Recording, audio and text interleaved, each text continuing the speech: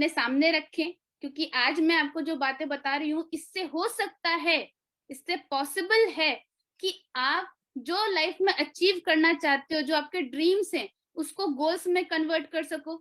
Goals को हो सकता है कि आप अपने टारगेट्स में कन्वर्ट कर सको, टारगेट को अपनी एक्टिविटी में कन्वर्ट कर सको, और जब एक्टिविटी को जब आप कन्वर्ट करोगे तो फिर आपको बहुत अच्छी तरीके से रिजल्ट मिलेंगे।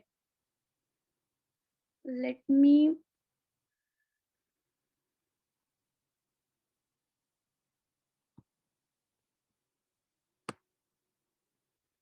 आई होप सो कि आप सभी लोगों को स्क्रीन दिख रही होगी। द वेरी फर्स्ट थिंग आपको जो काम करना है, मुझे ऐसा लगता है कि बिजनेस में जब आप आगे बढ़ने वाले होते हो तो आपका 70% जो ग्रोथ दिखाता है, आप सभी लोग एक्साइटेड हो, आप सभी लोग करना चाहते हो, और मुझे भी पता है कि आप लाइफ में आगे बढ़ना ही चाहते हो। लेकिन सबसे पहले आपको क्या देखना है कि हमारा 70% जब बिजनेस आगे बढ़ेगा तब, जब हमारे ज्यादा होना चाहिए सिंसियरिटी एंड प्रायोरिटी। आप अपने काम को सबसे पहले रख रहे हो, ये सबसे जरूरी है। और काम भी नहीं, आपके जो सपने हैं, आपके जो ड्रीम्स हैं, आपके जो गोल्स हैं, उसको अपने पहले रख रहे हो तो बहुत जरूरी होगा। मैं एक चीज मैंने देखा था, मुझे मैं आपको बताती हूँ उसके बारे में। लाइक कि आपने देखा होगा कि जो हमारी फैमिली होती है, फैमिली क्या करेगी कि चाहे आप कितना भी बोल रहे हो, कितना भी कुछ भी कर रहे हो, कोई भी वर्किंग कर रहे हो, बुरा बोल रहे हो, अच्छा बोल रहे हो, कभी भी मम्मी आपको खाना देना बंद नहीं करेंगी, आपको प्यार करना नहीं बंद कर सकते, आपको आपका ख्याल रखना नहीं बंद कर सकते, क्योंकि आप उनकी जिम्मेदारी हो। चाहे घर में 1 रुपए ना हो, चाहे कुछ भी दिक्कत आ जाए, कोई भी प्रॉब्लम आ जाए, आपके फादर किसी ना किसी तरीके से मैनेज कर ही लेंगे, चाहे कैसी भी दिक्कतें आ जाए। तो ये चीज मुझे पता थी कि वो अपने जॉब पे जा रहे हैं, भले ही जॉब पसंद हो चाहे ना पसंद हो, कुछ भी हो, अपनी जिम्मेदारियों से पीछे नहीं हटेंगे। तो कुछ भी हो जाए, चाहे कितनी दिक्कतें आ जाएं, बरसात आ जाए, सब फसल हो चाहे ना हो, चाहे कोई भी दिक्कतें आ जाएं, वो अपनी जिम्मेदारियों से कभी पीछे नहीं हटते। लेकिन हमने इस बिजनेस में जब हम आए होते हैं तो हम जिम्मेदारी ले लेते हैं अपने मम्मी पापा के सपनों को पूरा करने की, ले लेते हैं, 100% ले लेते हैं। लेकिन हमारे ऊपर छोटी सी भी दिक्कत आती है, छोटी सी भी प्रॉब्लम आती है, हम उन जिम्मेदारियों से तुरंत पीछे हट जाते हैं। हमारे मम्मी पापा कभी अपनी जिम्मेदारियों से, अपने बच्चों की जिम्मेदारियों से कभी पीछे नहीं हटे, और हम अपने मम्मी पापा की जिम्मेदारियों से तुरंत पीछे हट जाते हैं जैसे ही छोटी सी प्रॉब्लम आती है। तो जब मैं कोई काम करती हूँ, जब मैं कोई वर्क करती हूँ, जब भी मेरे सामने कोई भी चीज का चैलेंज आता है, कुछ भी आता है, तो मुझे उसके बाद में मुझे वो स्माइल दिख रही होती है अपनी फैमिली की। उस चैलेंज को, चैलेंज दिखता है, चैलेंज के बाद में वो स्माइल दिख रही होती है, तो वो स्माइल मेरे लिए ज्यादा इंपॉर्टेंट है, वो चैलेंज उतना बड़ा नहीं है, वो स्माइल मेरे लिए ज्यादा इंपॉर्टेंट है। और जब वो स्माइल इतनी इंपॉर्टेंट हो जाती है ना, तो मेरा जो काम है वो मेरी प्रायोरिटी लिस्ट में आ जाता है। और टाइम मैनेजमेंट जिसके साथ में नहीं हो रहा, पहले देखो कि टाइम आप दे रहे हो कि नहीं, क्योंकि बहुत जरूरी है आप एक टाइम फिक्स करो। क्योंकि जब आप टाइम फिक्स कर लेते हो कि 1 घंटा मुझे देना ही देना है, और ये 7 बजे देना है, 8 बजे देना है, 9 बजे देना है, जब भी देना है, ये टाइम आपने फिक्स कर लिया ना, तो टाइम मैनेज हो जाएगा। जब आप टाइम फिक्स ही नहीं करते हो तो टाइम मैनेज नहीं हो पाता है। मैंने अपने काम को हमेशा प्रायोरिटी लिस्ट में रखा है।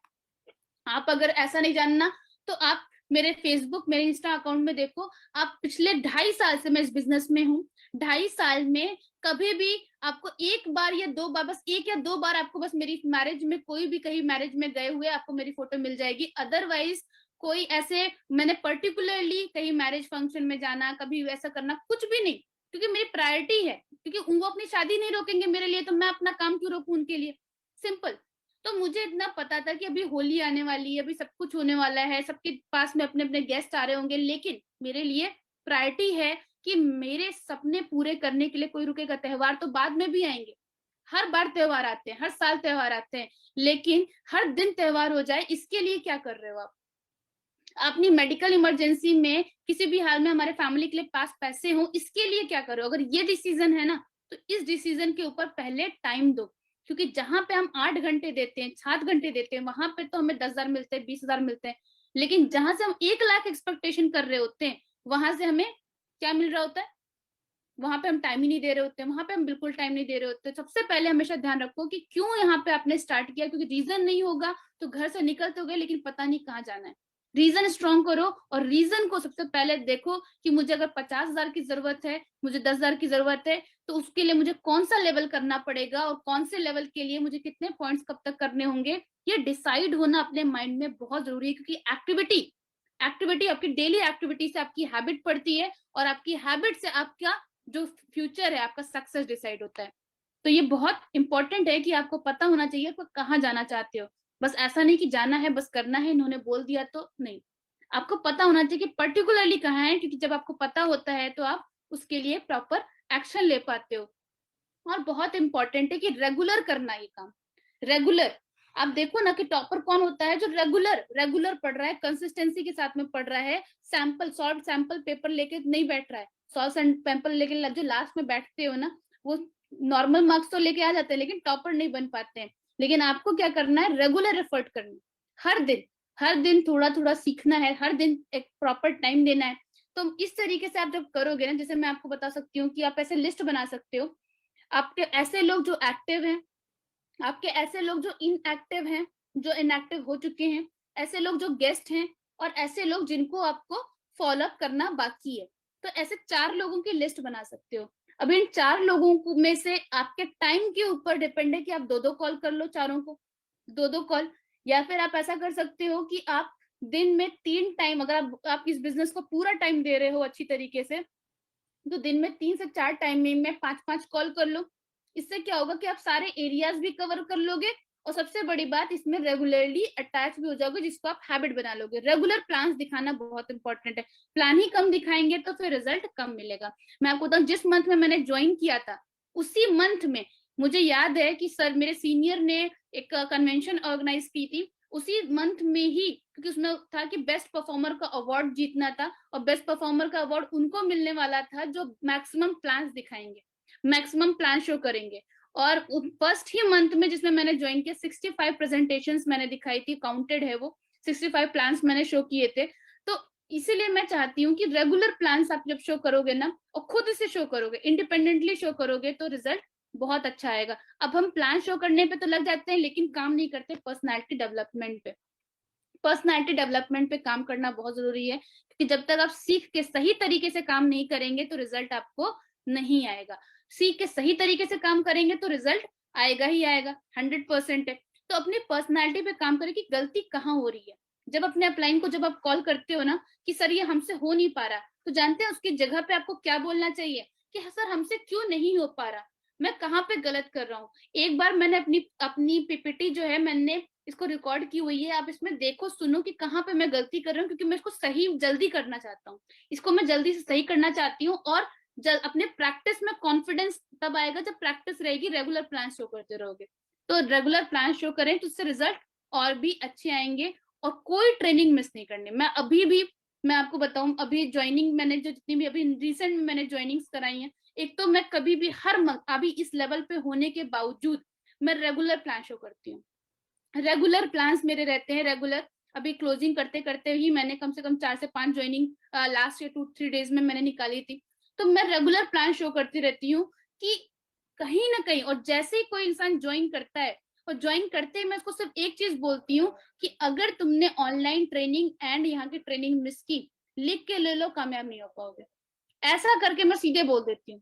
मैं सीधे बोलती हूँ कि यहाँ पे तुम्हें बस एक काम करना है कि ट्रेनिंग का अलग अलग टाइमिंग्स होती है, जो टाइमिंग तुम्हारे बहुत सुटेबल में रहती है, या फिर उसमें ज्यादा से ज्यादा टाइम आप दे सकते हो, या फिर आप जो बीच की भी ट्रेनिंग अटेंड कर सकते हो, तो मैक्सिमम अपने आप को ट्रेनिंग का पार्ट बनाओ। अगर ट्रेनिंग आपको ज्यादा समझ में आएगी और साथ ही साथ में उसको ऐसे नोट डाउन करना आएगा कि कल को यही ट्रेनिंग आप ले लोगे ना, तो आप ले सकते हो।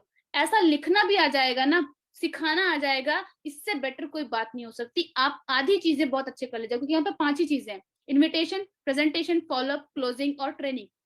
आपको ये 5 चीजें समझ में आ गई बहुत अच्छी तरीके से, तो आप आगे डेफिनेटली ग्रो करेंगे। और ये एक बहुत इंपॉर्टेंट चीज है जो मुझे ऐसा लगता है कि बहुत लोग पीछे क्यों हट जाते हैं, पीछे क्योंकि उनको रिजेक्शन मिल रहे होते हैं। आपने नहीं बचपन में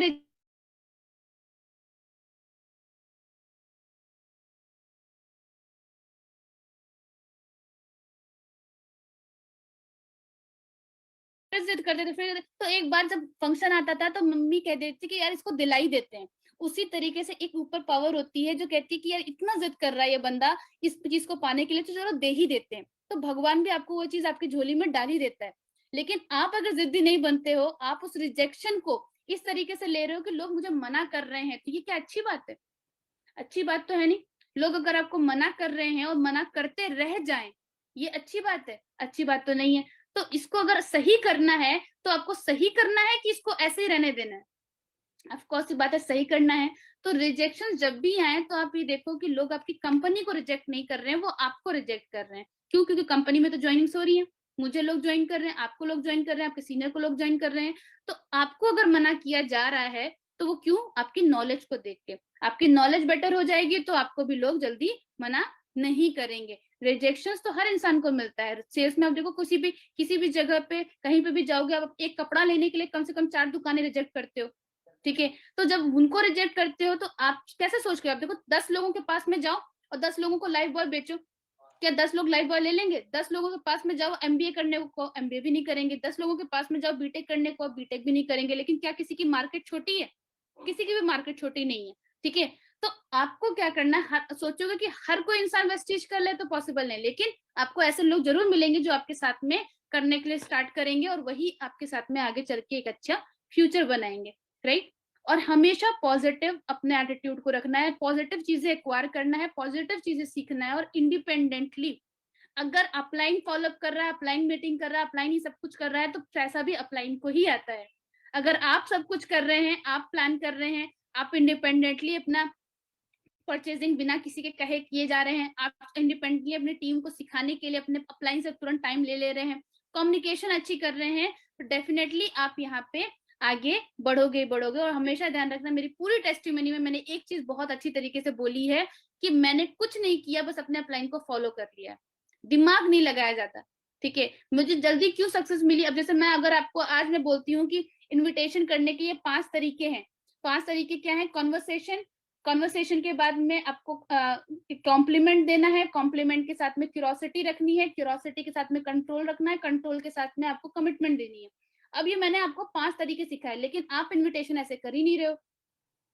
तो जब आप ये अपलाइन को फॉलो ही नहीं कर रहे हो तो रिजल्ट कैसे एक्सपेक्ट कर सकते हो? लाइक कि कंपनी कह रही है कि ऐसे काम करो तो तुम्हें इतना पैसा देंगे और आपको ऐसे काम ही नहीं करना, तो यहाँ पे दिक्कत हो जाती है। और अपलाइन की बात है, मैंने सोचा कि वो एक्सपीरियंस पर्सन है, उनको गलतियों सीखना, या तो खुद गलती करके सीखो या उनकी गलतियों से सीख जाओ। तो मैं उनकी गलतियों से ज्यादा सीख रही थी, और साथ ही साथ में एक बहुत अच्छा माइंड, कहते हैं ना, जिस टाइप के लोगों के साथ में आप रहते हो आप उस टाइप की थिंकिंग रखने रहते हो। और मेरे साथ में जो लोग रह रहे थे वो ऑलरेडी बहुत अच्छी पैसा कमा रहे थे, मेरे सीनियर्स थे।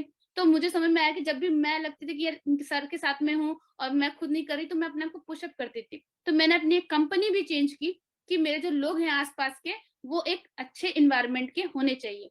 तो इस तरीके से मैंने अपने माइंडसेट पे वर्क करते हुए अपनी नई रिक्रूटमेंट्स पे ध्यान दिया। और नई रिक्रूटमेंट्स पे ध्यान देने के लिए मैंने सबसे पहले अपने प्रेजेंटर्स बढ़ाए अपने टीम में। प्लान दिखाना कितना, 40 मिनट का प्लान है, कोर्स इतना ही है और 12 क्वेश्चन है, ठीक है? 40 मिनट का कोर्स है, 12 क्वेश्चन है। इसको तैयार करने में कितना टाइम लगेगा? जितना टाइम लगे आपको लगता है उतने ज्यादा प्लान्स आप लोगों को सिखा दो कि किस तरीके से प्लान दिखाना होता है। और सबसे पहले तो मैं फॉलोअप सिखाती हूँ, क्योंकि स्टार्टिंग में प्लान्स आपका प्लान अगर शो कर रहे हो तो वो को क्लोजिंग तो आती ही नहीं, फॉलोअप तो आता ही नहीं, तो वो आपकी सेल्स को खराब कर देते हैं। लेकिन अगर आपने उनको फॉलोअप पहले से ही सिखा लिया, पहली बात तो वो नेगेटिव नहीं होंगे, दूसरी बात ये कि आप उनकी क्लोज बहुत अच्छी तरीके से सेल कर सकते हो। तो ज्यादा से ज्यादा आप देखो कि आपका जो नोड है, आप वो नई ज्वाइनिंग करा रहा नहीं करा रहा, जो बात वो अलग, लेकिन सीखने वाला काम तो कम से करे। कम से कम उनके साथ में प्रेजेंटर तो प्लान तो समझ में और जब इंसान को प्लान अच्छे से समझ में आ जाता है, प्रेजेंटर अच्छे से समझ, तो फिर वो ऑटोमेटिकली उसके अंदर में आ जाता है कि मुझे प्लान्स जल्दी करने हैं, ज्यादा ज्यादा प्लान शो करने हैं। और रेगुलर प्लान्स, यस मैंने कहा कि रेगुलर प्लान्स शो करने, और ये काम बहुत लोग नहीं करते हैं, दैट इज इमीडिएट फॉलोअप। मैं आपको बताऊं कि अगर मैं बीकॉम पढ़ा रही हूँ, बीकॉम की टीचर हूँ मैं, हालांकि इतनी एजेड लगती नहीं, लेकिन बीकॉम की अगर मैं टीचर हूँ, तो अगर बीकॉम पढ़ा रही हूँ और साथ ही साथ में पढ़ाया जा रहा है 3 साल होता चला जा रहा है, लेकिन मैं एग्जाम नहीं ले रही, एग्जाम नहीं ले रही, तो क्या आपको जो जॉब वाला है वो आपको आपको आपकी डिग्री मांगेगा? डेफिनेटली मांगता है, डिग्री तो मांगते ही मांगते हैं। तो डिग्री कहाँ से मिलेगी? एग्जाम से। क्योंकि आपने एग्जाम दिए ही नहीं, तो आप मैं कैसे चेक कर सकती हूँ आपको क्या आता है क्या नहीं आता है। तो क्या होता है ना कि हमारा जो कोर्स होता है, हमारा जो प्लान्स होते हैं, ये क्या है, एक जो ट्रेनिंग हो रही है, ये सब ट्रेनिंग क्या है, ये आप सीख रहे हो सीख रहे हो सीख रहे हो। लेकिन आपका एग्जाम कौन लेता है, आपके गेस्ट लेते हैं। और एग्जाम में जब आप पास होते हो तो आपको चेक मिलता है, पैसा मिलता है, वहां पे कुछ नहीं मिलता है, यहाँ पे पैसा मिलता है। अगर आप फेल होते हो तो फिर क्या करते हो, फेल होने के बाद में आप दोबारा से सही करके पास करते हो, लेकिन यहाँ पे आप नहीं करते, यहाँ पे फेल होके पीछे हो जाते हो। लेकिन अगर वही वही आप पास करने पे मूड पे लग जाओ तो डेफिनेटली रिजल्ट्स डिफरेंट होंगे, राइट। तो एग्जाम में पास होना है, और एग्जाम में पास होने के लिए प्लान के बाद में तुरंत फॉलोअप कीजिए। क्योंकि क्या होता है, जैसे प्लान हमने किया, हमारा हमारा यहाँ पे जाना था, हमें यहाँ पे जाना था, सर आप फॉलो कर दीजिए, या फिर हम उनसे बाद में बात कर लेंगे, हम उनको देख लेंगे, हम ऐसा ऐसा करके हम एक्सक्यूजेस देते हैं, राइट। और अपनी पूरी मेहनत को एकदम पानी कर देते हैं। ऐसा हम करते हैं, बहुत सारे लोग ऐसा करते हैं, हो सकता है कुछ लोगों को समझ में आ रहा हो ये बात जो मैं बोल रही हूँ। इमीडिएट फॉलोअप बहुत जरूरी है। प्लान जैसे ही दिखाया, प्लान के तुरंत बाद में उनको कॉल कीजिए, तुरंत बाद में कॉल करके उनसे पूछिए कि प्लान अच्छा लगा या बहुत अच्छा लगा, अच्छा लगा तो क्या अच्छा लगा, और ये क्या ये चीजें कहीं और से मिल सकती हैं, अगर नहीं मिल सकती तो स्टार्ट करते हैं। ये 4 क्वेश्चन उनसे पूछना बहुत इंपॉर्टेंट है। क्योंकि अगर आप उनसे पूछोगे कि सर आपको प्लान कैसा लगा, तो कितने की परचेजिंग कीजिएगा, ऐसा करके आप पूछेंगे, कोई डाउट तो नहीं है, कोई दिक्कत तो नहीं है। आप एक चीज देखो ना कि जब आपकी लाइफ में मैं पूछूं कि आपकी लाइफ का सबसे बुरा टाइम क्या था, तो आप बुरी चीजें याद करोगे। जब मैं पूछूंगी अच्छा टाइम क्या था, अच्छी टाइम याद करोगे। तो आप ऐसे क्वेश्चन ही क्यों पूछते हो जिससे वो डाउट सोचे। आप ऐसे पूछो ना कि आपको अच्छा क्या लगा, अच्छा चीज पूछोगे तो अच्छे रिजल्ट्स आएंगे, अच्छी चीजें वो बताएगा, उसको समझ में जो आया वो समझ आएगा, और उसको आप प्रमोट कर सकते हो। इमीडिएट फॉलोअप कीजिए, तुरंत तुरंत बहुत जरूरी है। लॉस ऑफ डिले को समझे कि जितना आप डिले करोगे लोग उतना ज्यादा नेगेटिव होंगे, उतने ज्यादा आपसे छूटते चले जाएंगे, और आपकी मेहनत खराब होती चली जाएगी। इंडिपेंडेंट लीडरशिप मैंने अभी तुरंत बताया कि अपनी टीम के लोग जो हैं आपके इनएक्टिव, जानते हैं क्यों होते हैं, क्योंकि आपको तो अच्छी अपलाइन मिल गई लेकिन उनको अच्छी अपलाइन नहीं मिल पाती है, राइट। क्यों, क्योंकि जो एनर्जी मेरा है वो एनर्जी नीचे में ट्रांसफर नहीं हो पाता है, जिसकी वजह से वो इनएक्टिव हो जाते हैं। लेकिन अगर आप क्या करो, अपने डाउनलाइन को और अपने अपलाइन को कनेक्ट करा दो, तो इससे क्या होगा कि कहीं ना कहीं वो नॉलेज भी पहुंचेगी, रिजल्ट भी पहुंचेगा। और सबसे बड़ी बात, आप खुद से अपनी टीम में छोटे छोटे स्टेचेस बनाना, मतलब होम मीटिंग्स करना शुरू करो।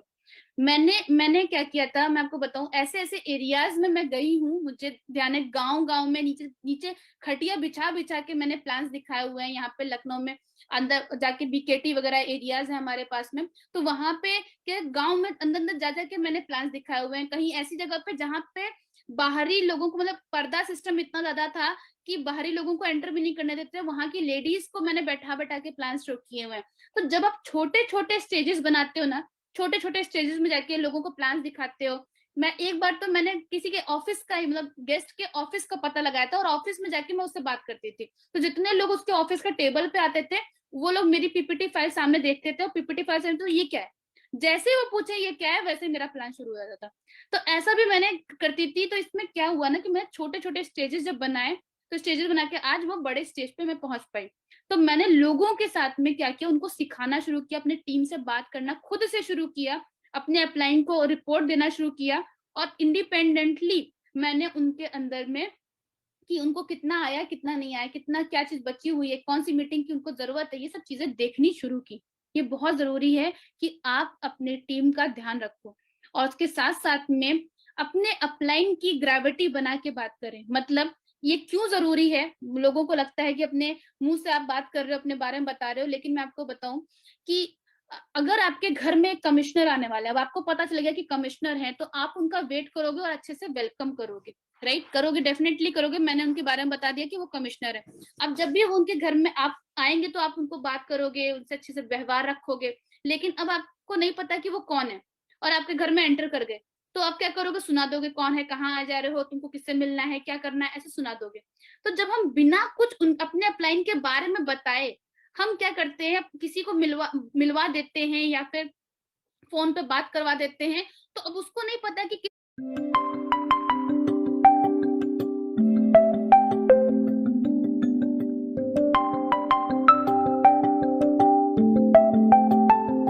तरीके से बात करनी होती है। क्यों? क्योंकि जब तक आप उसको बताओगे नहीं कि हम किस पर्सन से बात करा रहे हैं, क्या है उनका लेवल, तो वो उनको वो रिस्पेक्ट, वो डिजर्विंग, वो जो चीज वो डिजर्व करते हैं, जिस तरीके से बात करना, उनका लहजा, सब कुछ नहीं चेंज करेंगे, वो नॉर्मली बात करेंगे। तो रिजल्ट आपको कैसे आएंगे? नॉर्मल आएंगे। एक्स्ट्रा ऑर्डिनरी रिजल्ट चाहिए तो आपको सामने वाले को बताना पड़ेगा कि ये पर्सन कौन से लेवल पे है, ताकि वो उनकी बातों को बहुत ध्यान से सुने और समझे और उनके बारे में जाने। तो ये चीज बहुत लोग नहीं करते हैं, और ये मेरे अपलाइन है, इनसे मिल लीजिए, ऐसे करके मिलाते हैं। तो यहाँ पे सबसे बड़ी गलती हो जाती है। लेवल ऑफ प्रमोशन डेफिनेटली हमें बढ़ाना है। सीएनटी का प्रमोशन, सीएनटी आप रेगुलर बेसिस पे करना शुरू कीजिए। मुझे मुझे ध्यान है कि मैंने जब अपनी फर्स्ट सीएनटी, मैंने कहा कि सर आप मेरा वर्क मत करो।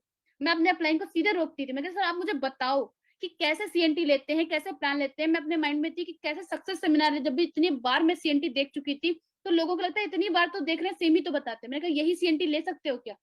नहीं ले सकते। तो जब जल्दी से सबसे पहले लेना शुरू कर दो। जब आप खुद से सीएनटी दिखाओगे, खुद से ट्रेनिंग शो करोगे, तो ये चीज और भी बेटर हो जाती है, और उसके लिए बहुत लेवल ऑफ प्रमोशन जितना अच्छा बढ़ा देंगे। मेरे टीम में है कि जैसे ही कोई पोस्टर आता है इंस्टा स्टोरी पे, मैंने एक टारगेट टीम बनाई हुई है जो हमारे टीम का नंबर बढ़ाती है। टारगेट टीम से बात किया, टारगेट टीम हमारी जो है वो सब पूरे सबसे पहले पोस्टर उसके वॉल पे लगते हैं। व्हाट्सएप स्टोरी पे, इंस्टा स्टोरी पे, फेसबुक स्टोरी पे, हर जगह पे वो पोस्टर पहुंच जाता है, और इंसान की क्वेरी आती है कि ये पर्सन कि कौन है, इनके बारे में पूछते हैं। बहुत सारे लोग पोस्टर ही नहीं बनाते, तो ये क्या होता है कि दिक्कत करता है। तो लेवल ऑफ प्रमोशन आपको बढ़ाना है, और increase number of CNT and new recruitment के लिए डेफिनेटली आप लोगों का 8% प्लान कीजिए। प्लान के साथ में ज्यादा शायद टाइम नहीं है तो मैं इसको क्लोज भी करूंगी। कंसिस्टेंसी मुझे ऐसा लगता है कि बहुत ही इंपॉर्टेंट है, बहुत ही ज्यादा इंपॉर्टेंट, क्योंकि कंसिस्टेंसी से ही मुझे इतने अच्छे रिजल्ट मिले हैं। आपको सबको पता है कि कंसिस्टेंसी का फायदा कितना ज्यादा है।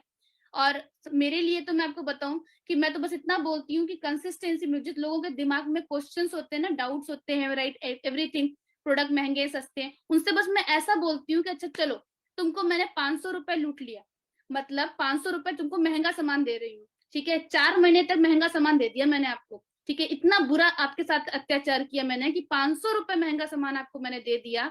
आप बताओ कितना बचा लिए? 2000 रुपए आपको मैंने महंगा दे दिया। 4 महीने बाद जब 2500 का सामान आपको फ्री मिलेगा, तो उसमें 500 रुपए जो एक्स्ट्रा मिल गए, वो आपको कहीं और से मिल रहा था? नहीं। इतना सामान फ्री जो आपको मिला, उसकी काउंटिंग कौन करेगा? कम से कम 1000 रुपए का तो आपको सामान फ्री मिला है। अब इसमें अगर कंसिस्टेंसी ले रहे हो तो 100 रुपए का तो चेक बनता ही बनता है। 400 रुपए और एक्स्ट्रा हो गए, 1400 और 500 अप्रोक्स में 1900 रुपए तो आपका प्रॉफिट हो गया।